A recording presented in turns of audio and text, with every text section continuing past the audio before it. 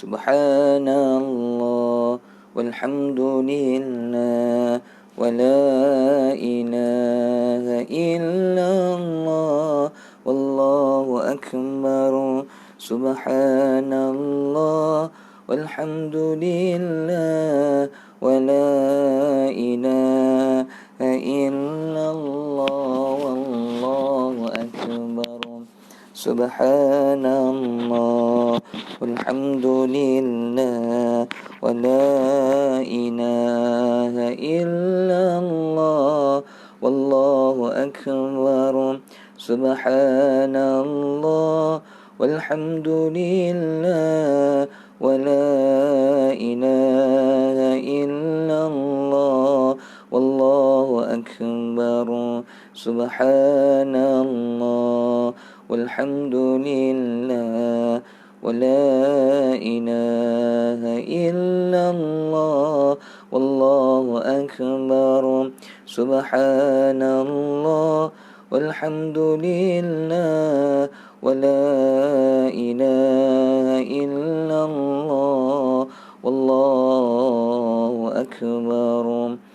Allah Allah Allah ya Allah Allah Allah Allah ya Allah Allah ya Allah Allah ya Allah Allah ya Allah Allah ya Allah Allah Allah Allah ya Allah.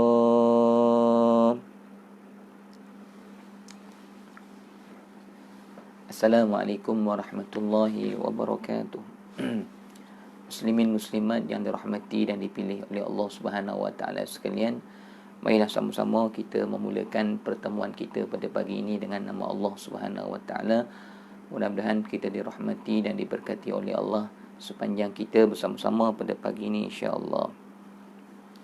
A'udzu billahi minasyaitonir rajim. Bismillahirrahmanirrahim. Alhamdulillahi rabbil alamin wa bihi nasta'in. Wassalatu wassalamu ala rasulil amin asyrafil anbiya'i wal mursalin wa ala alihi wa sahbihi ajma'in. Asyhadu an la ilaha illallah wahdahu la syarika lah wa asyhadu anna sayyidana Muhammadan abduhu wa rasuluh. Allahumma salli ala sayyidina Muhammad wa ala alihi wa sahbihi wa barik wa sallim. Subhanaka la ilma lana illa ma 'allamtana innaka antal alimul hakim. Qala rabbi shrah li sadri wa yassir li amri wahlul 'uqdatam min lisani yafqahu qawli. Rabbana zidna 'ilman nafi'a warzuqna fahman wasi'a. Allahumma ij'alna min 'ulama'il 'amilin. Allahumma ij'alna minal mukhlasin. اللهم اجعلنا من الذين يستمعون القول فيتبعون أحسنه. اللهم فقهنا في الدين وعلمنا التأويل واهدنا صراطك المستقيم برحمتك يا أرحم الراحمين. نعوذ بالله من شرور أنفسنا ومن سيئات أعمالنا ولا حول ولا قوة إلا بالله العلي العظيم. آمين يا رب العالمين آمين. Bismillahilladzi la yadurru ma'a ismihi syai'un fil ardi wala fis sama' wa huwas sami'ul 'alim. Bismillahilladzi la yadurru ma'a ismihi syai'un fil ardi wala fis sama' wa huwas sami'ul 'alim. Bismillahilladzi la yadurru ma'a ismihi syai'un fil ardi wala fis sama' wa huwas sami'ul 'alim. Na'udzu bikalimatillahi tammati min syarri ma khalaqa wa la haula wa la quwwata illa billahil aliyyil azim. Amma ba'd. Muslimin muslimat yang dirahmati dan dipilih oleh Allah Subhanahu wa taala sekalian, mari sama-sama kita melafazkan alhamdulillahi rabbil alamin. Kehadrat Allah Subhanahu wa taala, kerana Allah Subhanahu wa taala terus memberikan kita taufik dan hidayahnya untuk kita terus kekal berada dalam majlis ilmu, untuk kita terus kekal istiqamah melakukan ketaatan kepada Allah Subhanahu wa taala. Jadi tuan-tuan, mudah-mudahan dengan sifat syukur kita ini Allah Subhanahu wa taala akan bertambah sayang kasih kepada kita, dan yang paling penting Allah Subhanahu wa taala menjadikan syukur kita ni sebagai asbab untuk Allah Subhanahu Wa Taala mengekalkan nikmat ketaatan, nikmat kebaikan yang Allah Subhanahu Wa Taala telah berikan kepada kita, tuan-tuan ya. Dalam banyak-banyak nikmat, yang paling wajib untuk kita syukuri adalah nikmat ketaatan dan nikmat iman kepada Allah Subhanahu Wa Taala. Kerana nikmat ketaatan, nikmat iman inilah yang kita harapkan untuk kekal bersama dengan kita sampailah kepada kematian kita, tuan-tuan ya. Dan nikmat kebaikan dan nikmat ketaatan yang Allah Subhanahu Wa Taala berikan kepada kita, tuan-tuan, jangan sampai kita merasakan sombong, tuan-tuan ya. Jangan sampai kita merasakan diri kita mulia dengan sebab ketaatan dan keimanan yang ada pada kita, tuan-tuan ya. Maksudnya jangan sampai kita merasakan nikmat ini menjadikan kita sombong, menjadikan kita rasa diri kita ni adalah diri yang mulia lebih daripada orang lain. Jangan, tuan-tuan ya. Kerana nikmat ketaatan ini adalah pemberian daripada Allah. Dengan sebab rahmat dan kasih sayangnya, kita sebagai hamba wajib mensyukuri nikmat ini, tuan-tuan ya. Bukannya untuk kita menjadi seorang yang sombong dengan nikmat kebaikan yang Allah Subhanahu Wa Taala berikan kepada kita, tuan-tuan ya. Tuan-tuan mata Allah sekalian, jadi saya nak maklumkan pada pagi ini. Jadi mulai daripada hari ini, hari Sabtu tuan-tuan ya. Jadi mulai daripada Sabtu hari ini dan sampailah Sabtu-Sabtu yang akan datang, saya menggantikan Ustaz Amka lah, tuan-tuan ya. Kerana Ustaz Al-Fadhil, Ustaz Amka, sahabat saya, dia ada masalah sikit, masalah internet, tuan-tuan ya, di tempat beliau. Jadi saya mengambillah masa ini untuk saya isikan pengisian ini, tuan-tuan, untuk kita terus bersama-sama. Jadi pada setiap minggu insya-Allah saya akan bersama dengan tuan-tuan pada hari Sabtu, Ahad dan Isnin lah, 3 hari lah, tuan-tuan ya. Jadi oleh kerana Al-Fadhil Ustaz Amka juga telah berbincang dan telah bermesej ya dengan pengurusan Studio Barakah untuk maklumkan yang masalah internet beliau, dan beliau minta supaya dicarikan ganti kalau boleh. Jadi maknanya saya lah yang menggantikan kuliah Ustaz Amka pada hari Sabtu, pada setiap hari Sabtu, tuan-tuan ya. Jadi kita akan terus menyambung kuliah tasawuf dan kuliah tauhid, tuan-tuan ni. Maknanya untuk Sabtu, Ahad, Isnin ni kita akan membicarakan tentang tasawuf pada sebelah pagi subuhnya, dan akan membicarakan mengenai dengan tauhid jalan mengenal kepada Allah pada sebelah maghribnya, tuan-tuan ni, pada 3 harilah insya-Allah, tuan-tuan ni. Jadi mudah-mudahan Allah Subhanahu Wa Taala menjadikan apa yang kita sedang usahakan ni sebagai pemberat amal timbangan kita di akhirat kelak, dan menjadi ilmu yang bermanfaat kepada kehidupan kita, tuan-tuan, untuk kita bertemu dengan Allah Subhanahu Wa Taala, tuan-tuan ya. Baik muslimin muslimat yang dirahmati oleh Allah Subhanahu Wa Taala sekalian, suka untuk saya peringatkan juga kepada tuan-tuan yang kita hari ini masih berada pada 10 awal Zulhijjah ya. Kita ni masih berada pada 10 awal Zulhijjah ya. Maksud 10 awal Zulhijjah ni, maksudnya kita ni masih berada pada di antara 1 hingga 10 Zulhijjah, tuan-tuan ya. Jadi tuan-tuan, kita ni kalau boleh tuan-tuan ya, jangan kita ni melalui hari-hari di dalam kehidupan kita ni, kita lalui seperti mana hari-hari biasa, tuan-tuan ya. Kalau boleh, kita ni nak kena tahu mana hari-hari yang special pada pandangan Allah ya. Maksudnya ada hari-hari yang kita kena tahu. Bulan ini ataupun minggu ini ataupun hari ini bukan hari-hari seperti mana hari-hari biasa yang aku lalui. Kita kena ada juga alert lah, maksudnya gitu, tuan-tuan ya. Maksudnya kita kadang-kadang kita alert bila hari kelahiran kita, maka kita sambut hari itu lebih daripada hari-hari yang lain, tuan-tuan lah. Kita buat makan-makan sebagai tanda syukur, jamuan dan sebagainya kan. Kemudian ada hari-hari sejarah dalam kehidupan kita, terutamanya orang berkahwin dipanggil hari apa, anniversary ke, tuan-tuan lah.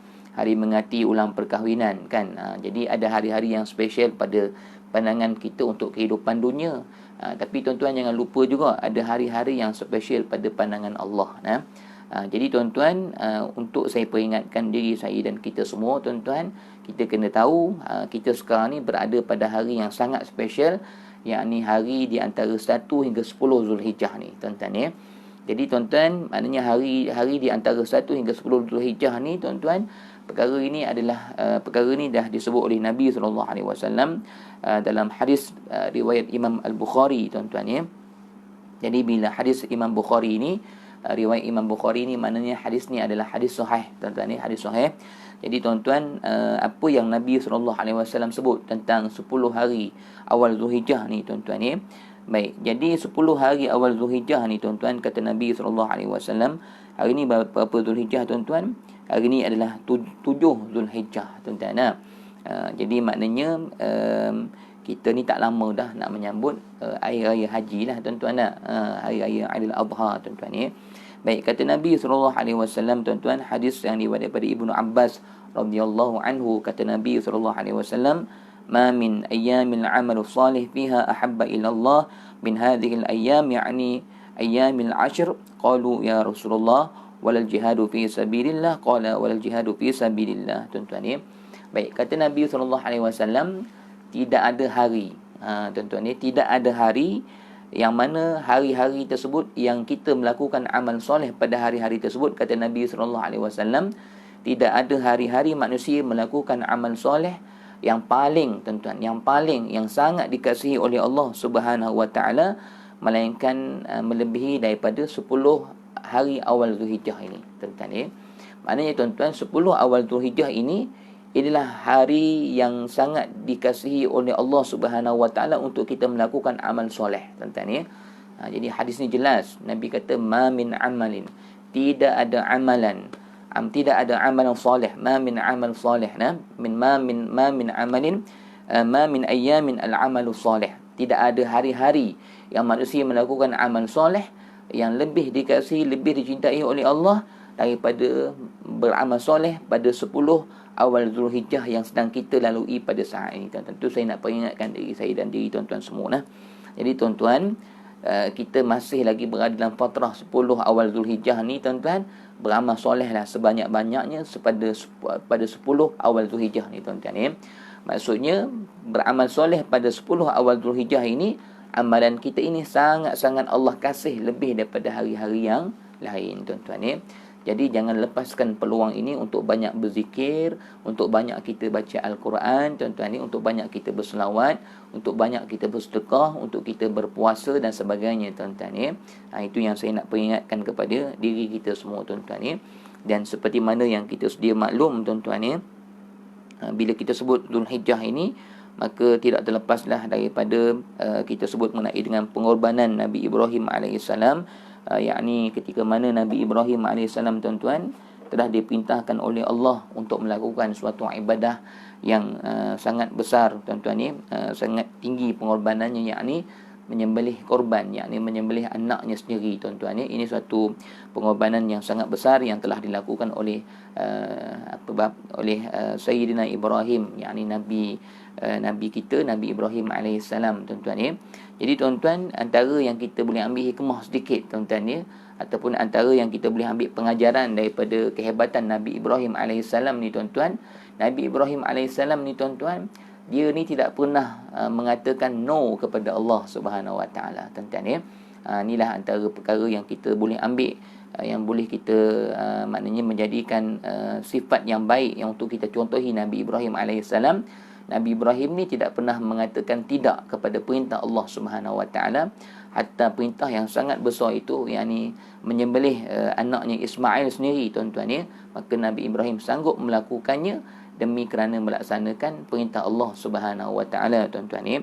Jadi tuan-tuan, kita sendiri ni tuan-tuan, dalam kita melaksanakan sekalian perintah Allah, jangan pernah sekali-kali kita mengatakan tidak kepada perintah Allah Subhanahu Wa Taala. Ajar diri kita supaya sentiasa kita ini maksudnya menerima segala apa yang Allah perintah dan meninggalkan segala larangan Allah Subhanahu Wa Taala tanpa kita mempertikaikan sedikit pun tuan-tuan ya.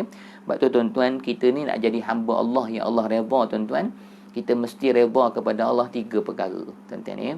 Makna kata bila kita ni ada redha kepada 3 perkara ini yang datang daripada Allah, maka insya-Allah Allah Subhanahu Wa Taala juga akan meredai kita. Selagi mana kita tidak redha kepada Allah dengan 3 perkara ni tuan-tuan, mustahil kita akan mendapat redha Allah Subhanahu Wa Taala tuan-tuan ya. Konsepnya begitu. Kita mesti redha kepada Allah terlebih dahulu, barulah Allah akan meredai kita. Itu konsepnya gitu tuan-tuan ya. Sebab tu tuan-tuan, maknanya kita dengan Allah Subhanahu Wa Taala ni disebutkan dalam Al-Quran, radhiyallahu anhum wa radu an tuan-tuan ya. innal ladzina amanu wa 'amilus solihat, kata Allah dalam surah Al-Bayyinah. Sesungguhnya orang-orang yang beriman dan beramal soleh itu tuan-tuan kata Allah, khalidina fiha abada, mereka berada dalam syurga itu berada kekal abadi buat selama-lamanya, kata Allah. Radhiyallahu, apa sifat mereka tuan-tuan? Ini sifat yang sangat penting, sifat yang sangat tinggi dan sifat yang susah untuk dimiliki oleh orang beriman tuan-tuan Jadi orang-orang yang orang beriman yang berjaya memiliki 3 sifat ni, maka kata Allah, orang ini kekal berada dalam syurga Allah. Apa sifat mereka tuan-tuan? Radhiyallahu anhum wa radu'an. Allah redha kepada mereka dan mereka juga redha kepada Allah tuan-tuan Jadi tuan-tuan, redha kita kepada Allah ni mesti kena ada 3 perkara yang kita kena redha dengan Allah. Barulah datang Allah redha kepada kita tuan-tuan Sebab tu para sahabat ni tuan-tuan, mereka mendapat gelaran apa? Radhiyallahu anhum ajma'in, kan? Kalau kita sebut sahabat-sahabat ni, kita akan sebut radhiyallahu anhu tuan-tuan Sayyidina Abu Bakrin As-Siddiq radhiyallahu anhu, Sayyidina Ali bin Abi Talib radhiyallahu anhu tuan-tuan Maksudnya Allah Subhanahu wa taala meredai mereka. Kenapa tuan-tuan? Kerana mereka telah redha kepada Allah tuan-tuan Jadi redha kepada Allah 3 perkara ni. Pertama, redha dengan segala perintah Allah.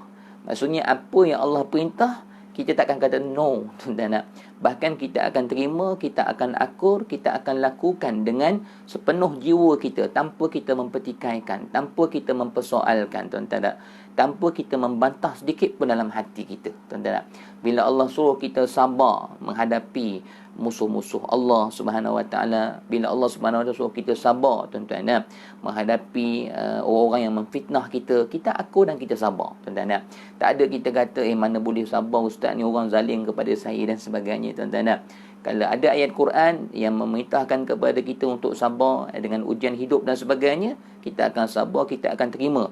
Walaupun di dalam diri kita ni ada nafsu yang berkehendak untuk membalas balik dan sebagainya, tapi oleh kerana perintah Allah, Allah mengatakan, Allah menyuruh kita untuk melakukan begitu begini, kita terima aku tanpa kita mempersoalkan, walau sedikit sekalipun kita aku. Itu sifat yang pertama orang beriman. Untuk dapat redha Allah, pertama dia redha atas segala perintah Allah. Dan redha itu, redha maksudnya redha ni tuan-tuan terima dengan hati yang seronok dengan sepenuh jiwa lah tuan-tuan Jadi itu yang pertama. Kemudian kita nak dapat redha Allah ni, kena usahakan diri kita ni supaya ada 3 sifat redha dalam diri kita tuan-tuan. Yang kedua ialah redha, terima, aku berserah atas segala larangan Allah tuan-tuan Allah Subhanahu wa taala larang orang lelaki, orang perempuan, maksudnya daripada melihat perkara-perkara yang haram Maknanya kalau kita orang lelaki ni kena jaga pandangan mata kita daripada melihat tubuh badan orang perempuan, bentuk-bentuk tubuh badannya tuan-tuan aurat-auratnya tuan-tuan bagi orang lelaki Bagi orang perempuan pun sama juga, sebab perkara tu memang ada dalam surah An-Nur tuan-tuan Kata Allah, kullil mu'minin yaghuddu min absarihim wa yahfazu furujahum.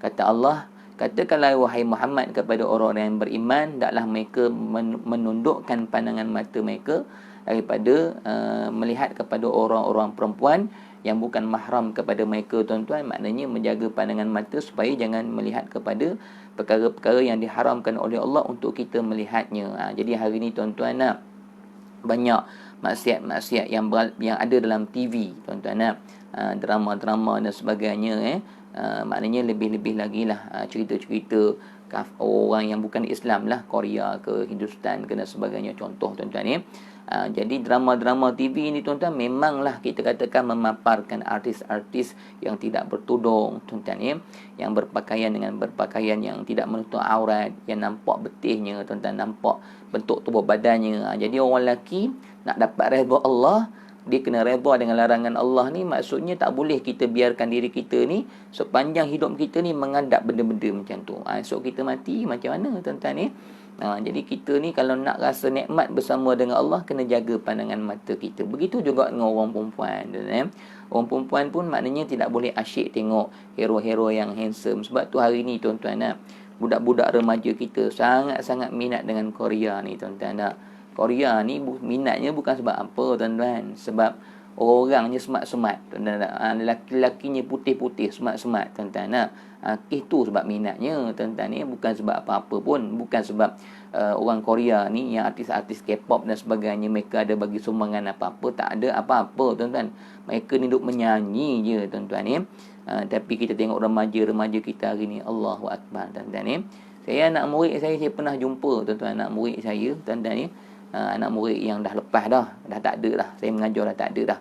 Saya tengok dekat beg dia tuan-tuan, penuh tulisan Korea. Rupa-rupanya tuan-tuan dia punya minat Korea ni sampai dia boleh menulis tuan-tuan. Sampai dia boleh menulis nama-nama artis Korea yang dia minat tu. Dia boleh baca tuan-tuan ni. Dia boleh sebut. Saya kata awak tulis apa kat beg ni? Penuh tuan-tuan punya minat dengan Korea sampai tahap macam tu. Jadi nama-nama artis Korea tu dia tulis dekat beg dia. Ni sudah berada pada tahap yang melampau lah tuan-tuan ni. Daripada hafal nama-nama artis Korea yang tak ke mana tu tuan-tuan, baik kita hafal nama-nama Nabi kita, keturunan-keturunan Nabi kita daripada Nabi Muhammad, hafal bin Abdullah bin Abdul Muttalib bin Qusay dan sebagainya sampai kata bin Hashim dan sebagainya, baik hafal nama-nama tu tuan-tuan, dapat pahala juga. Dan anak murid saya ni tuan-tuan, kalau mereka ni minat sangat dengan benda-benda macam tu, saya bagi peringatan satu je tuan-tuan. Saya akan tanya satu perkara je. Dia kata esok awak bangkit dekat kubur, bangkit di akhirat esok, saya sebut tuan-tuan awak nak bangkit dengan mereka ni ke tuan-tuan Maksudnya awak duk puja-puji lebih sangat-sangat dengan mereka ni sampai hafal nama mereka, sampai tulis nama mereka dekat beg, dekat bekas pensel tuan-tuan Sampai profil WhatsApp tu pun gambar artis Korea, bukan gambar dia orang. Minatnya sampai macam tu sekali tuan-tuan Jadi saya kata esok bangkit di padang mahsyar mereka ke boleh tolong kita yang kita ni duk habis masa, duk orang kata apa, duk terpengaruh sangat ni. Esok adakah bangkit bersama dengan mereka? Adakah mereka boleh bagi syafaat kepada kita? Tu je saya tanya soalan ke anak murid saya tuan-tuan Sebab Nabi SAW sebut, apa kata Nabi tuan-tuan?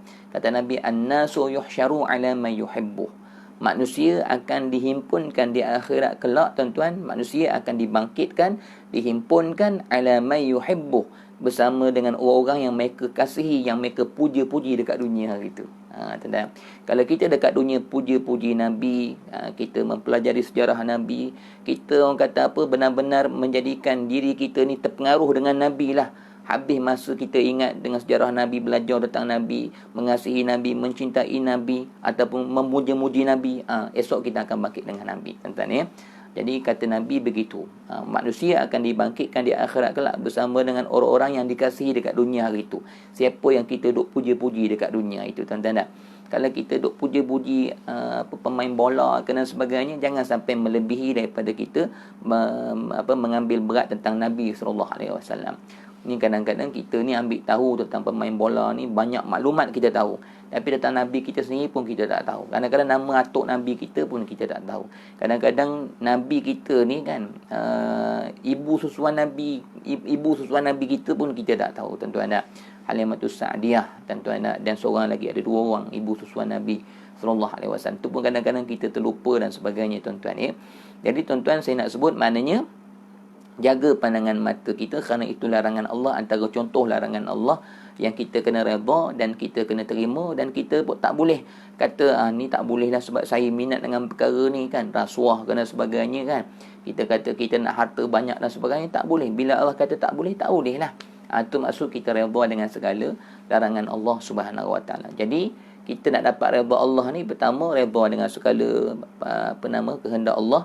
Kita redha dengan segala larangan Allah. Yang ketiga tuan-tuan mesti redha dengan segala ketentuan Allah, qada dan qadar Tuhan tuan-tuan Maksudnya Allah uji kita, contohnya Allah uji dengan kemiskinan, contohnya begitu tuan-tuan Tuan-tuan kena ingat tuan-tuan kemiskinan ni bukan suatu yang menunjukkan Allah sayang, bukan tuan-tuan minta maaf, kemiskinan ni bukan menunjukkan sesuatu yang Allah tu benci, tidak tuan-tuan Maksudnya kaya miskin itu tidak ada kaitan dengan marah ataupun sayang Allah tuan-tuan Sebab tuan-tuan, maknanya kadang-kadang kemiskinan itu kadang-kadang suatu ujian, bukan kerana kemurkaan Allah tuan-tuan. Dan kekayaan itu bukan menunjukkan bahawasanya Allah sayang tuan-tuan Sebab ramai orang yang bukan Islam pun kaya tuan-tuan Dan begitu juga ramai juga orang yang bukan Islam berada dalam keadaan miskin tuan-tuan Jadi maksudnya kita yang kita nak lihat antara kita dengan Allah ni adalah bagaimana hati kita semakin dekat kepada Allah. Itu yang kita nak lihat tuan-tuan Miskin kaya ni tuan-tuan, dia adalah ujian dalam kehidupan kita.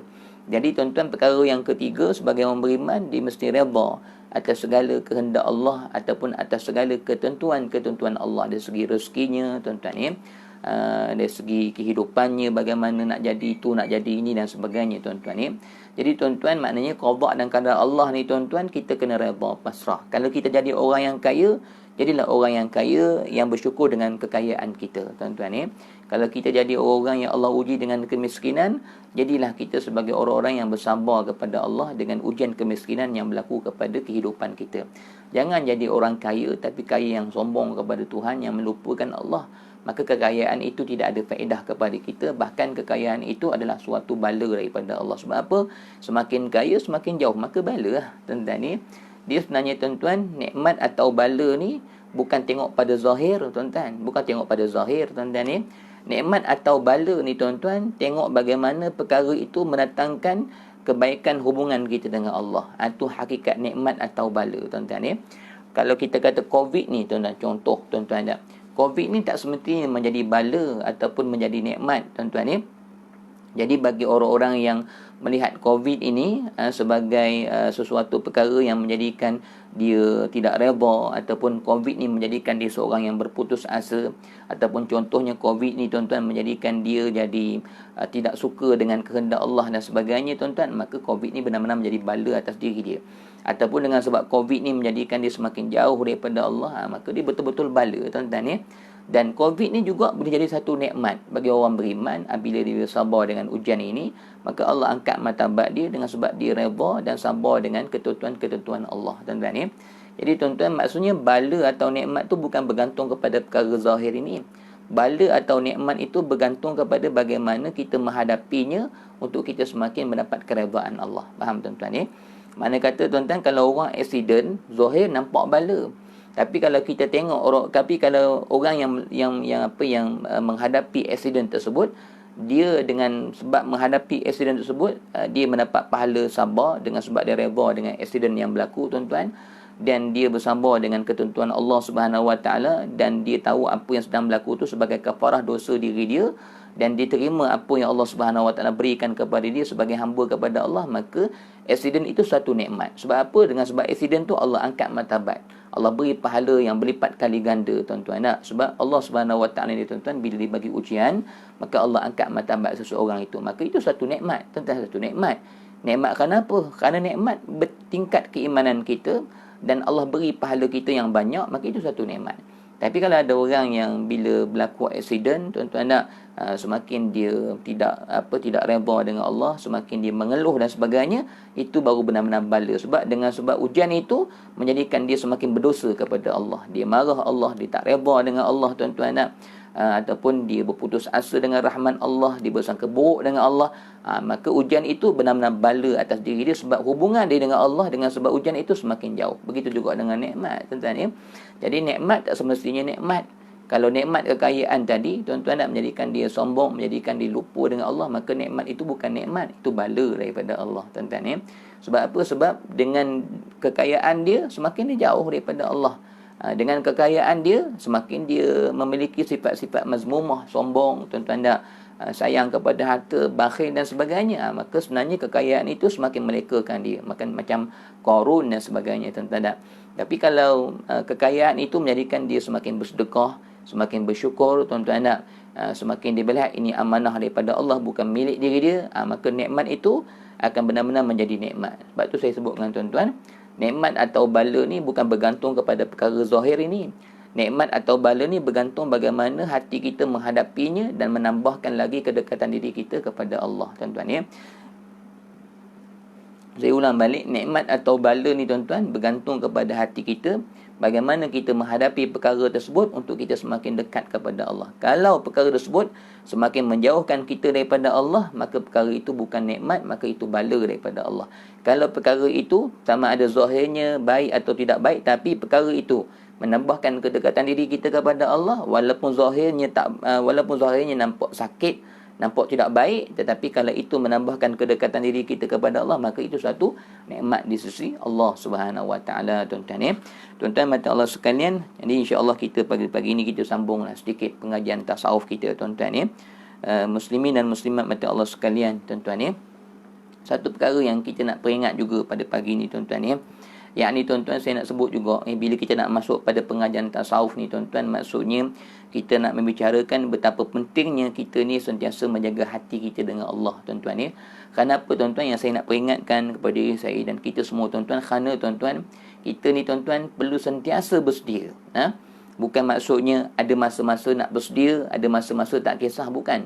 Kena sentiasa bersedia untuk kita menghadapi kematian kita. Sebab apa saya sebut pasal kematian sikit pada pagi ni tuan-tuan?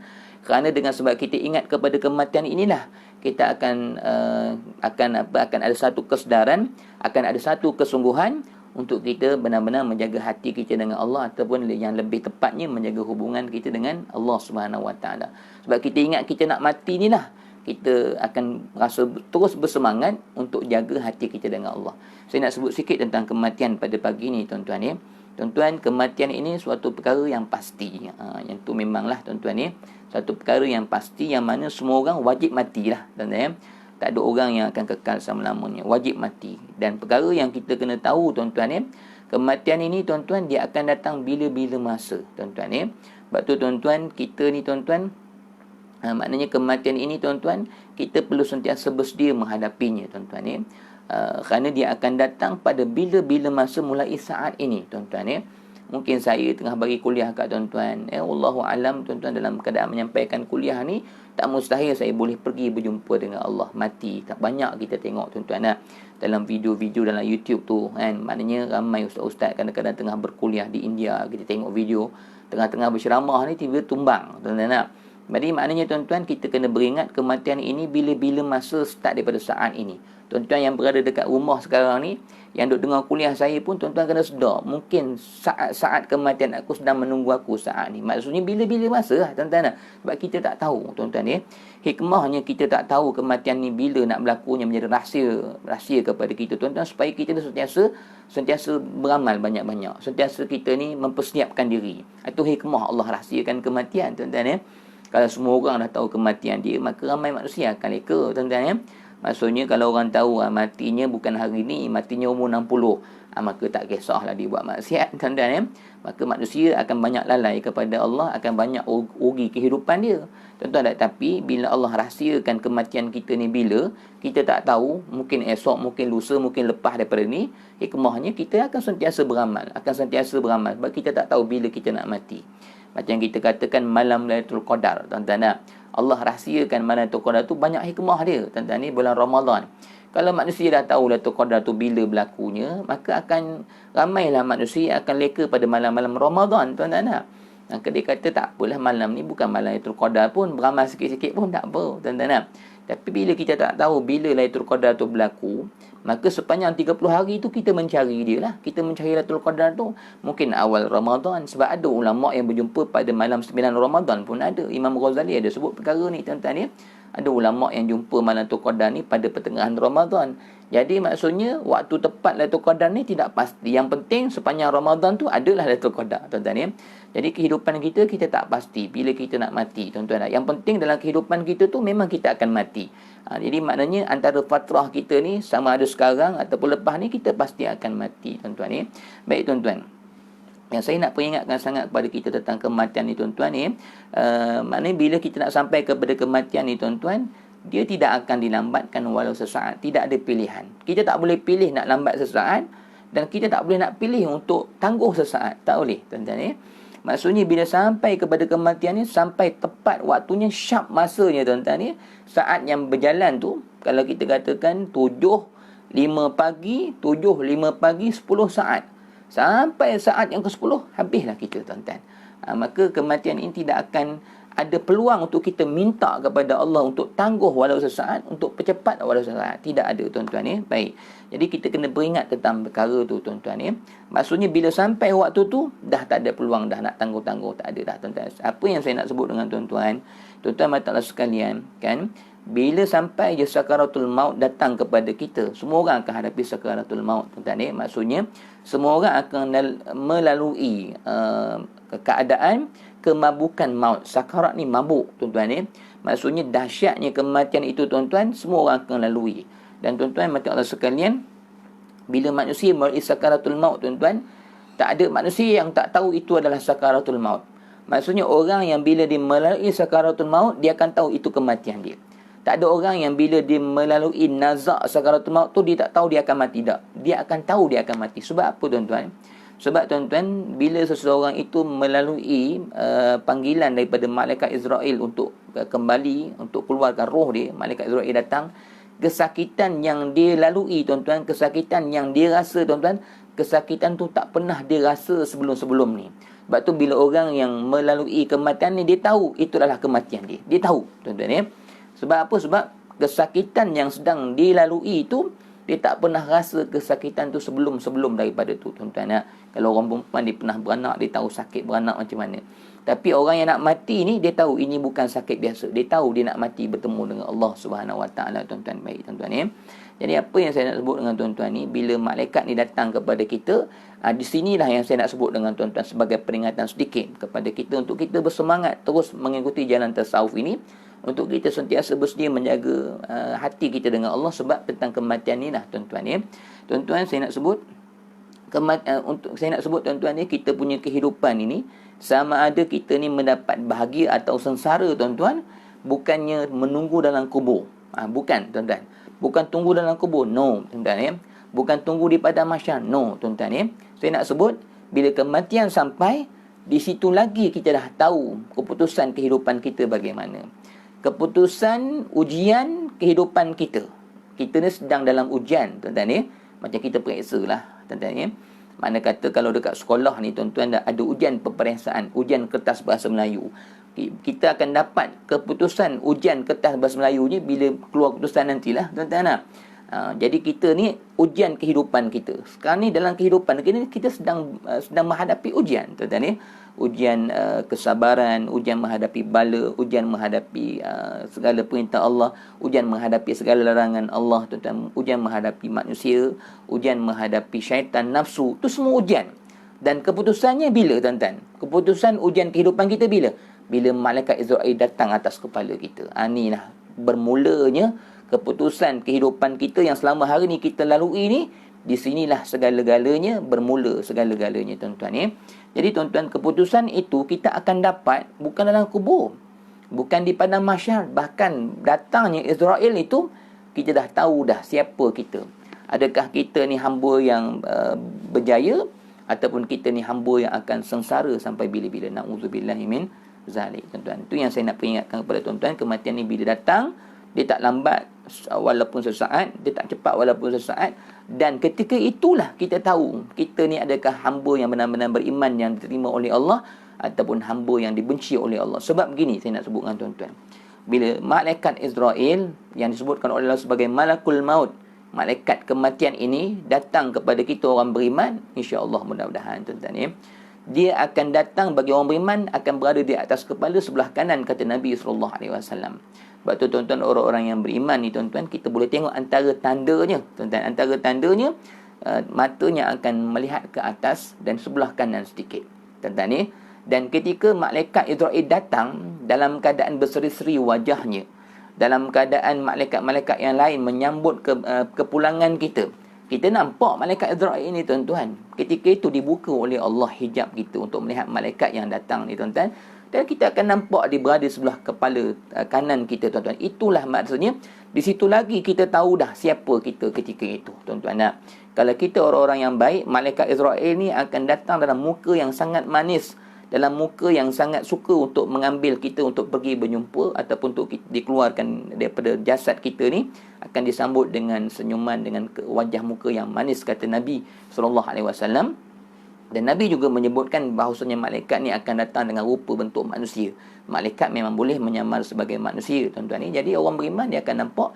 Dan tuan-tuan, kata Nabi SAW, bila bermulanya kita punya kesenangan hidup ketika mana awal kita melihat malaikat ni, kata Nabi SAW sebelah kanan ni, bila tengok dia senyum itu, maka kebahagiaan kita bermula. Situlah kebahagiaan kita yang sebenar-benarnya. Dan kata Nabi, bila sudah bahagia di situ, akan terus bahagia, akan bertambah bahagia sampai dalam syurga nanti. Itu permulaan segala-galanya tuan-tuan. Jadi bukanlah kita nanti pada masa itu aku bangkit esok macam mana. Tak. Situ tahu dah. Kat situ tahu dah kita ni akan bertambah bahagia atau bertambah sengsara. Dan kata Nabi SAW, kalau malaikat datang nanti dalam keadaan muka bengis, muka marah, dan malaikat-malaikat akan melaknat roh yang akan keluar itu. Tuan-tuan, ada malaikat-malaikat yang menyambutnya dengan melaknat roh yang keluar ini, benci kepada roh ini, tuan-tuan. Maka malaikat Israel ni, kata Nabi SAW, tuan-tuan, dalam hadis Nabi menceritakan, kalau roh ini roh yang baik, dia akan seru dengan nama yang baik. Wahai roh orang-orang yang beriman, keluarlah kamu dengan tenang, mendapat kebahagiaan bersama dengan Allah, dalam keadaan Allah redha kepada kamu. Maksudnya dia sebut perkataan itu kepada kita, kita dengar tu. Tuan-tuan, ya. Tapi bagi roh-roh yang jahat, maka malaikat Israel dalam keadaan mukanya hitam, marah, wahai roh yang keji. Kita dengar lah. Keluarlah kamu dalam keadaan kemurkaan Allah. Ni hadis Nabi, tuan-tuan. Maka ketika itu kata Nabi, bermulalah suatu kesengsaraan hidup, dan kesengsaraan tu akan bertambah sengsara dengan bermulanya sakaratul maut yang sangat sakit itu, tuan-tuan, ya. Yang kata Allah dalam Al-Quran, kata Allah, wan nazi'ati gharqa wan nashitati nashta. Tuan-tuan, ni surah dalam juzuk Amma, tuan-tuan, surah An-Nazi'at. Kata Allah, wan nazi'ati gharqa, demi malaikat nazi' ni yang menarik, demi malaikat maut lah, malaikat Israel yang menarik nyawa-nyawa orang yang tidak beriman kepada Allah dengan kasar, dengan sakit, dengan rentapan, tuan-tuan. Maka ulama mentafsirkan ayat ini. Kata ulama, tuan-tuan, berdasarkan kepada apa yang Nabi SAW sebutkan, bagaimana kesakitan orang-orang yang jahat ini, roh yang keji ini, tuan-tuan, sakitnya mereka itu, kata ulama, yang dibahaskan daripada apa yang pernah Nabi SAW sebut dalam hadis, tuan-tuan. Kesakitannya, kata Nabi SAW, seperti mana ada kita katakan suatu buah yang berduri, tuan-tuan.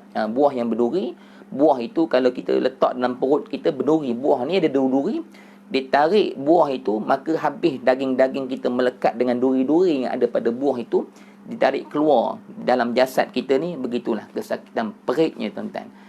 Kita tak payah tengok roh kita keluar, tuan-tuan. Kalau tangan kita luka pun kita sakit dah, tuan-tuan. Bagaimana pula roh yang telah lama melekat dengan jasad ni, nak diseliatkan, berpisah dengan daging kita ni, tuan-tuan, maka begitulah sakitnya. Tuan-tuan, adakah kematian ni tak sakit, tuan-tuan? Ada orang kata orang beriman mati tak sakit. Tak betul, tuan-tuan. Semua orang akan sakit. Cumanya beza kesakitan itu bagi orang yang kafir ataupun orang-orang yang melakukan perkara yang Allah benci, maksiat dan sebagainya, tuan-tuan.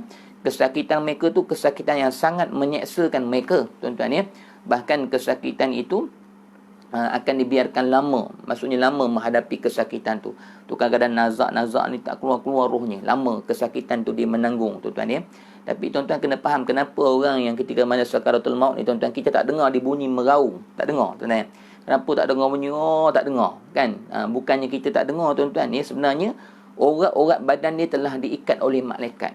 Maksudnya dia tak boleh nak jerit dah, tuan-tuan. Tapi maksudnya sakit, memang sakit, tuan-tuan, ya. Bahkan Nabi SAW menyebutkan kesakitan mati itu seolah-olah ditikam dengan 300 bilah pedang, tuan-tuan. Sakit, tuan-tuan, memang sakit. Bukti sakit ni, tuan-tuan, Nabi SAW sendiri pun sakit. Itu bukti sakit. Maksudnya memang mati ni sakit, tuan-tuan, ya. Sebab nak memisahkan roh yang telah sebati dengan daging kita ni, nak bawa keluar, memang sakit, tuan-tuan, ya. Sebab Nabi pun bila mana dia sakit ni, tuan-tuan, maksudnya sampai berkot, dan Nabi kata, adakah begini rasa sakitnya mati? Maka malaikat Israel tak sanggup nak tengok muka Nabi SAW yang menahan kesakitan. Tara Nabi pun sakit, orang beriman, apatah orang kita macam kita ni, tuan-tuan, apatah lagi memang kita akan sakit lah, tuan-tuan, ya. Baik, tuan-tuan, matalaskan orang-orang yang beriman, kata Allah dalam Al-Quran, wan nashitati nashta, demi orang-orang yang beriman ketika mana malaikat Israel menyambut nyawa mereka dengan lembah lembut. Kata ulama membahaskan ayat ini, kata ulama seperti mana daun, seperti mana air yang berada di atas daun keladi. Daun keladi ke panggil apa, tuan-tuan? Maksudnya air yang jatuh pada daun keladi tu, air tu dia akan, titisan air tu dia akan jatuh, maksudnya jatuh tanpa melekat pada daun tu lah. Dia jatuhkan daun keladi ke apa, tuan-tuan? Air hujan tu dia jatuh, maksudnya jatuh dengan mudah, kan? Air yang menitik. Daun yang kalis air tu kan. Daun yang kalis air ni bila air jatuh, tak dia jatuh tu dia tak melekat pada daun tu, kan? Maka itulah ulama membahaskan tentang bagaimana lembutnya, mudahnya roh-roh orang yang beriman ni bila keluar daripada jasadnya, macam daun keladi yang ada air melekat tu, dia jatuh, lembut jatuh ke bawah. Mudahnya orang beriman bila mana roh dia keluar, tuan-tuan. Dan tuan-tuan matalah sekalian, disitulah bermulanya segala-galanya, tuan-tuan. Kalau orang-orang yang baik kepada Allah, bila mana dia bahagia ketika itu dengan sambutan malaikat yang senyum menyambut kepulangan dia, maka dalam kubur nanti akan lebih bahagia, tuan-tuan. Jadi sebab tu di situ dah tahu dah apa nak jadi pada kita. Di situlah tuan-tuan penyesalan yang tidak ada gunanya lagi. Sebab tu tuan-tuan saya nak sebut dengan tuan-tuan, kita insafilah diri kita, tuan-tuan. Mana-mana yang mungkin kita ada berhutang dengan orang, ataupun kita ni sebagai kontraktor ke dan sebagainya, tuan-tuan, ada projek-projek yang tertangguh, tuan-tuan, ada hak-hak orang yang kita masih belum tunaikan. Contohnya begitu, tuan-tuan, hutang kita dengan orang, ataupun mungkin solat kita bagaimana, tuan-tuan. Kita sekarang ni, tuan-tuan, kita belum sampai ke tahap itu, tuan-tuan. Sampai ke sakaratul maut tu maksud saya, tuan-tuan.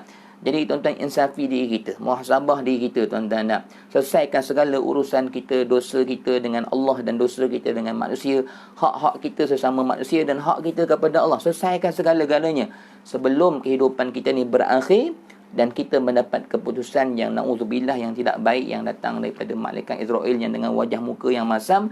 Ketika itu, tuan-tuan, kehidupan kita dah tak ada apa-apa dah, tuan-tuan. Kalau bermula dengan kesengsaraan tu akan bertambah sengsara dengan kesakitan mati itu, dan akan bertambah seksa lagi dalam kubur, dan akan bertambah-tambah lagi seksa di padang mahsyar, dan akan bertambah-tambah lagi seksa dalam neraka, na'udzubillah, tuan-tuan. Dan apa yang kita kena tahu, tuan-tuan, seksaan tak perlu kita tengok seksaan yang jauh-jauh. Sakaratul maut itu masih dekat dunia. Seksaan dunia tu pun, kesakitan tu pun, kesakitan yang paling sakit dekat dunia dah Allah bagi nak menghadapi sakaratul maut tu. Dan begitu juga dalam kubur, tuan-tuan. Seksaan kubur ni, tuan-tuan, sikit pun tak boleh nak lawan dengan seksaan dekat dunia. Kalau dunia demam, pening, sakit gigi pun tak tahan meraung kita, tuan-tuan. Fikirlah, tuan-tuan, kita sakit ni, sesak nafas pun kadang-kadang kita rasa runsing, nak bernafas tak boleh, batuk ni duk tahan-tahan tekak, sakit itu dekat dunia, tuan-tuan. Jatuh kadang-kadang tangan patah kan, bila doktor nak betulkan tangan kita kan, tuan-tuan, kita rasa sakitnya tangan ni, tuan-tuan. Itu patah dunia. Bagaimana patah bila dibilik ular dalam kubur, menjerit berseorangan, na'udzubillah min zalik, tuan-tuan. Dalam kubur ni bukan kehidupan yang kosong begitu. Ada kehidupan yang bahagia, ada kehidupan yang sedang diseksa. Bahkan, tuan-tuan, bila kita lalu dekat kubur, tuan-tuan, kita jangan rasa orang-orang dalam kubur ni mereka ni duduk saja-saja. Tak, dalam kubur tu ada dua golongan tu yang kita lalu kita tak nampak, di alam barzah dipanggil, tuan-tuan. Jadi maksudnya bila lalu kubur, kita kena tahu orang dalam kubur tu sama ada mereka setiap hari sedang dibentangkan oleh Allah syurga, ataupun ada orang dalam kubur tu yang setiap hari sedang dipukul oleh malaikat, sampailah kepada hari kiamat, tuan-tuan. Jadi, tuan-tuan, jangan sampai ke tahap itu baru kita nak menyesal dengan dosa kita dekat atas dunia. Tak jaga mata, tak jaga mulut, tuan-tuan, tak kuat beramal, tuan-tuan. Ketika mana datang malaikat tu tak boleh buat apa-apa dah kita, tuan-tuan. Itu yang saya peringat kepada kita pada pagi ni sedikit, tuan-tuan, supaya kita ni beringat bila sampai tahap tu, habis apa yang kita sedang berhutang sekarang ni tak boleh nak bayar dah, tuan-tuan. Hak-hak kita ni habis dah, tuan-tuan. Maka bila mana Allah masih beri kita peluang ni, tuan-tuan, kita kena selesaikan cepat-cepat, sebab kita tak tahu bila kita nak mati.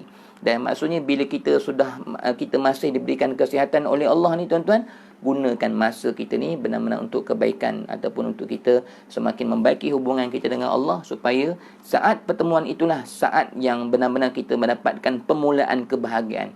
Baru mula kebahagiaan kita, bertambah-tambah bahagia sampai berjumpa dengan Allah di akhirat kelak, tuan-tuan. Maka yang terakhir saya nak sebut, tuan-tuan, tak sempat kita nak baca kitab tu, cumanya saya saja nak bagi semangat ataupun nak bagi kita kesedaran supaya kita ni, tuan-tuan, dunia ni tak apalah, tuan-tuan, orang kata apa, susah sekejap, sengsara sekejap, tuan-tuan, ataupun tidak kita ni terlalu berhibur sangat dekat dunia ni, kita menahan nafsu kita untuk berseronok sangat-sangat, tak apa, sekejap saja, tuan-tuan, demi untuk kita mencapai kebahagiaan yang hakiki untuk kekal abadi buat selama-lamanya. Yang terakhir saya nak sebut dengan tuan-tuan, bila mana seseorang roh itu dalam keadaan bahagia, maka dia akan terus mendapat kebahagiaan itu, dan dia akan menyeru kepada orang-orang yang nak bawa dia dekat kubur. Kata Nabi SAW, dia akan kata, percepatkanlah bawa aku kat kubur, aku tak sabar-sabar lagi nak untuk masuk ke sana, untuk aku mendapat kebahagiaan di dalam sana, tuan-tuan. Maknanya kesinambungan daripada bahagianya dia daripada malaikat yang menyambut dia dengan kebahagiaan tadi, maka dia dah tak sabar-sabar dah, tuan-tuan, nak pergi kepada alam barzah tu pula, tuan-tuan. Begitu juga dengan roh-roh yang jahat ni, dia akan sebut juga pada diri dia, kata Nabi dalam hadis yang sahih, Orang jahat ni tuan-tuan dia akan sebut begini. Dalam hadis tu Nabi kata apa? Nabi kata ya wil, ya wil, ya wil. Dia akan hina diri dia. Celakalah aku, celakalah aku. Kalau bahasa kita pada hari ni apa tuan-tuan? Bahasa kita hari ni bodohnya aku, bodohnya aku, bodohnya aku. Tuan-tuan, bila sampai ketika itu, kita tengok dah bagaimana malaikat bengih menarik kita. Seksaan sakaratul maut itu sangat-sangat menyeksa yang kita. Ketika itu kita kata bodohnya aku, kenapa aku leka dengan dunia, celakalah aku, celakalah aku. Kata Nabi SAW, perkataan roh jahat ini, tuan-tuan, roh yang tidak baik dengan Allah, na'udzubillah min zalik, tuan-tuan ya. Ketika mana dia menjerit ni, belum masuk kubur lagi, orang duk mandi jasad dia, tuan-tuan, nak duduk tengok jasad dia ni. Kata Nabi, kalaulah manusia didengarkan oleh Allah jeritan roh ini, tuan-tuan, kata Nabi, la sa'iqah. Apa maksud la sa'iqah? Nescaya manusia akan pitam. Tuan-tuan, manusia akan pensan. Tapi ketika itu mana roh yang berada di atas awang-awangan ni belum masuk dalam jasad dia balik. Tuan-tuan, dia ketika mana keluar dari jasad dia, dia berada di atas awang-awangan ni, kita tak dengar jeritan dia, tuan-tuan. Kata Nabi, kalau dengar jeritan dia, manusia tak akan sanggup dengar, tuan-tuan. Sebab penyesalan dia. Tuan-tuan bayangkan, ini penyesalan yang sangat dahsyat lah. Sebab penyesalan yang tak boleh nak balik dah. Dan dia tahu dah bagaimana dia akan teruk lagi diseksa oleh Allah. Dan bagaimana rasa hibanya hati. Tuan-tuan bayang lah, tuan-tuan. Kita ni kalau tahu kita semakin nak dapat bahagia, tak apa, na'udzubillah. Contohnya macam orang yang kena COVID ni, tuan-tuan. Contoh lah, tuan-tuan. Dia tahu dah lepas COVID ni dia akan batuk. Maksudnya dia tahu dah lepas ni dia nak batuk, bagaimana hati dia nak menghadapi. Lepas batuk ni pula kan jadi sesak nafas pula. Kemudian nak masuk, kita kata tiup dalam mulut. Maksudnya dia akan melihat penyiasaan-penyiasaan yang satu persatu akan datang. Contohnya begitu. Maka orang yang membayangkan perkara itu, tuan-tuan, dan perkara itu akan pasti doktor kata, lepas ni saya nak buat macam ni. Lepas ni saya nak buat macam ni. Kita yang nak lalui ni kita rasa Allah lepas ni seksa. Itu dunia, tuan-tuan ya. Itu pun kita dah rasa macam hati kita ni rasa macam, maknanya kita rasa sengsara lah dalam keadaan kehidupan dunia. Begitu pun kita tak sanggup dah. Apatah lagi kalau dah balik ke sana, tak boleh nak baiki apa-apa dah, tuan-tuan. Dan kita tahu dah diri kita ni dalam kubur akan lagi kena seksa. Dalam keadaan tu bagaimana jeritan suara itu. Maksudnya tuan-tuan, Nabi nak gambarkan perkataan itu, jeritan itu sangat kuat. Penyesalan itu penyesalan yang sangat dahsyat. Sehingga kan kalaulah suara roh itu dibuka, didengar oleh orang-orang dunia ni, kata Nabi tak ada orang sanggup dengar, tuan-tuan. Bahkan pensan dengar suara tersebut. Bahkan tuan-tuan yang kita nak sebut juga, yang untuk kita penutup kuliah ni, tuan-tuan, bila masuk kubur bagi orang beriman, tuan-tuan, maka orang ini kata Nabi SAW akan bertambah bahagia lagi. Kuburnya akan diluaskan oleh Allah sejauh mata memandang, diberikan cahaya oleh Allah. Dan yang paling menarik, yang paling seronok, orang beriman ni, tuan-tuan, setiap pagi dan petang, kata Nabi dalam hadis yang sahih, akan dibentang kepada dia tempatnya dekat syurga nanti dekat mana. Jadi orang beriman ni, tuan-tuan, Allah dah bahagiakan dia, tuan-tuan. Allah dah tunjuk dah, ini tempat kamu esok kat akhirat macam mana. Sebab tu saya nak sebut dengan tuan-tuan, tempat kita, kan, kebahagiaan kita bukannya bermula dalam kubur. Sakaratul maut tadi dah tunjuk dah segala-galanya. Dan kita nak balik ke akhirat esok bukan dalam akhirat, dekat mahsyar nanti baru kita tahu tempat kita kat mana. Dalam kubur lagi dah tahu dah. Sebab akan dibentangkan tempat itu setiap hari, akan dibuka. Bahkan dalam hadis Abu Hurairah yang Nabi SAW sebut ini, tuan-tuan, kata Nabi, orang-orang yang baik beriman ni, tuan-tuan, dia akan dibuka oleh Allah pintu syurga dan dia akan dibuka satu lubang. Lubang itu adalah lubang yang dia akan melihat bagaimana syurga itu yang menanti-nanti untuk dia masuk dalam tu, tuan-tuan. Dia tengok dah tempat dia. Jadi esok bangkit daripada mahsyar pun dia tak resah dah, tuan-tuan. Dia tahu dah. Maksudnya dia ni orang yang akan bahagia dekat padang mahsyar ke, mendapat naungan Allah atau sebagainya. Dia tahu belaka dah tu, tuan-tuan. Begitulah sebaliknya, tuan-tuan. Orang yang dalam keadaan terseksa tadi, dalam keadaan yang sangat takut masuk kubur, maka akan ada hempitan kubur yang akan menghempit diri dia sampailah bertemu tulang rusuknya, kata Nabi SAW, tuan-tuan ya. Dan dipukul dengan soalan malaikat bila tanya, ma rabbuka, siapa Tuhan kamu. Ketika itu bukan lagi mulut kita menjawab Allah, tuan-tuan. Kalau kita dekat dunia tidak membesarkan Allah, kita membesarkan nafsu, na'udzubillah, tuan-tuan ya. Kita meletakkan Allah di belakang kita. Kita solat dalam keadaan tidak bersungguh-sungguh, jaga hati. Maksudnya tak ada kita ni nak benar-benar nak membesarkan Allah, maka kita tak akan mampu jawab Tuhan kita Allah. Sebab dekat dunia kita tidak membesarkan Allah, bagaimana iman kita dalam kubur nanti nak jawab Allah sebagai Tuhan kita. Sebab tu, tuan-tuan, yang menjawab soalan kubur ni bukan diri kita, bukan mulut kita. Kalau soalan kubur lama dah bocor, tuan-tuan ya. Dah lama dah bocor. Nabi bagi tahu hari ni dah tahu dah, ma rabbuka wa ma nabiyuka, tuan-tuan, dah wa ma imamuka dan sebagainya. Kan? Semua tu telah disebut oleh Nabi SAW. Kalau nak hafal sekarang boleh hafal. Tapi yang menjawabnya bukan kita, tapi amalan kita. Kat dunia hari tu, bagaimana amalan kita bentuk. Kalau kita bentuk kehidupan kita dekat dunia dengan amalan kita, dengan amalan yang tidak membesarkan Allah, maka amalan itu tidak akan dapat menjawab Tuhan aku Allah. Maksudnya nak jawab Allah tu sebagai Tuhan kita, bergantung bagaimana kita dekat dunia ini benar-benar meletakkan Allah sebagai tujuan utama, atau meletakkan Allah sebagai perkara paling utama yang kita besarkan dalam kehidupan kita. Bila kita besarkan Allah, maka dengan lancar amalan yang membesarkan Allah dalam seluruh kehidupan kita untuk mencari keredaan Allah ini sebagai matlamat utama kita, kita membesarkan Allah, maka dalam kubur nanti dengan lancar amalan ini akan menjawab Allahu Rabbi, Allah sebagai Tuhan aku. Begitu dengan Nabi kita. Tuan-tuan, bila tanya siapa Nabi kamu, kalau kehidupan kita kat dunia ni tidak menghayati kehidupan Nabi, bagaimana tak kenal Nabi pun, tak belajar sirah Nabi itu siapa, tuan-tuan, tidak mengikuti sunnah-sunnah Nabi, tidak berusaha untuk mengamalkan apa yang Nabi tinggalkan, contohnya begitu, tak banyak selawat ke atas Nabi, tuan-tuan, maka kita tak akan mampu untuk menjawab Nabi kita adalah Nabi Muhammad sallallahu alaihi wasallam, tak akan mampu menjawabnya, tuan-tuan, ya. Begitulah dengan soalan-soalan lain, wama kitabuka, apa kitab kamu, Al-Quran dan sebagainya, wama qiblatuka, apa kiblat kamu kalau kita tak solat dan sebagainya, tuan-tuan. Begitulah soalan-soalan yang dalam kubur. Maka kata Nabi SAW daripada hadis Abu Hurairah ni, maka akan dihimpitkan kubur dalam keadaan gelap, tuan-tuan. Dan yang paling kita maknanya yang paling kita takut bila kita dengar hadis ni, kata Nabi SAW, akan dibuka kubur itu lubang-lubang neraka, dan setiap pagi dan petang dia akan melihat tempatnya di akhirat kelak dalam neraka, dalam api yang menjulang-julang. Dia melihat setiap pagi dan petang, itulah tempat seksaannya, tuan-tuan. Tuan-tuan bayangkan, tuan-tuan, bagaimana perasaan manusia ketika itu yang dia tahu hidup dia ni akan terus diseksa, tuan-tuan. Bagaimana kita katakan, tuan-tuan, bagaimana esok di akhirat kelak manusia tidak menangis sampai keluar air mata darah. Bagaimana tidak berlaku begitu? Sebab penyesalan tu, tuan-tuan, tak habis-habis. Berlanjutan, tuan-tuan. Allahu Akbar. Sebab tu, tuan-tuan, hidup kita kat dunia ni 70 tahun tak lama. Tapi bila kita masuk kubur sampai kepada mahsyar, diseksa itu setiap saat, setiap waktu, tuan-tuan. Sebab tu, tuan-tuan, jangan sampai tahap itu. Jangan sampai kita dah sampai bertemu dengan malaikat maut ketika itu baru nak ada kesedaran, nak balik pada Allah, nak taubat. Jangan, tuan-tuan. Ketika itu seksaannya, kalau kita dah pilih kehidupan kita pada hari ini, kita pilih dengan kesengsaraan, kita mendahului nafsu dan sebagainya, tuan-tuan, untuk kita lalui kehidupan selepas kematian ini sangat dahsyat, sangat panjang, sangat jauh. Dan bagaimana kita nak lalui setiap hari, setiap saat, tuan-tuan, akan diseksa. Kalau dekat dunia, tuan-tuan, kalau kita sakit pun, ada masa-masa kadang Allah bagi kita rehat.